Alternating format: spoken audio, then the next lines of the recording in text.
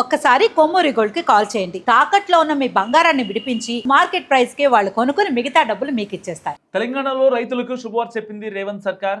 ఇవాళ రైతు భరోసా నిధులను విడుదల చేయనున్నారు ముఖ్యమంత్రి రేవంత్ రెడ్డి. మధిరలో రైతు ఆశీర్వాద సభ పెట్టి నిధులు విడుదల చేయాలని ప్రభుత్వం భావించింది. అనుకోకుండా సభ వాయిదా పట్టడంతో రైతుల్లో సందేహాలు వ్యక్తమవుతున్నాయి.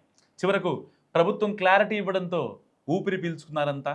సో తెలంగాణలో అన్నదాతలకు బిగ్ రిలీఫ్ అని చెప్పాలి. మొదట చెప్పినట్టుగానే జూన్ 30న అంటే ఇవాళ రైతు భరోసా నిధులను రేవంత్ ప్రభుత్వం రిలీజ్ చేసింది. అయితే నిధుల విడుదలలో ఎలాంటి మార్పు లేదని వెల్లడించింది రేవంత్ సర్కార్. అదే సమయంలో మరొక కొత్త కబురు కూడా చెప్పింది. రైతు భరోసా పథకంలో కొత్తగా అర్హులైన రైతులకు మరో అవకాశం కల్పించింది.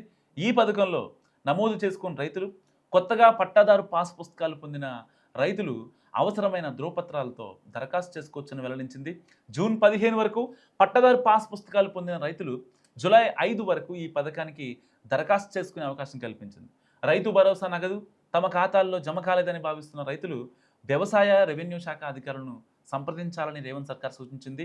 సాంకేతికత లేదా ఇతర కారణాలతో నిధులు అందని వారు సమస్యల పరిష్కారానికి చర్యలు తీసుకుంటామని కూడా పేర్కొంది. తొలి రోజు 40 లక్షల మంది రైతుల ఖాతాల్లోకి దాదాపుగా 2,500 కోట్ల రూపాయలు జమ చేసింది ప్రభుత్వం. ఎకరం భూమి కలిగిన 14 లక్షల మంది కోసం 875 కోట్లు జమ అయ్యాయి. 2 ఎకరాల భూమి కలిగిన 26 లక్షల మందికి 1000 కోట్లు జమ చేసింది ప్రభుత్వం. సో రైతు భరోసా నిధులు దశల వారీగా 73 లక్షల మంది రైతుల ఖాతాల్లో జమ చేస్తోంది వ్యవసాయ శాఖ.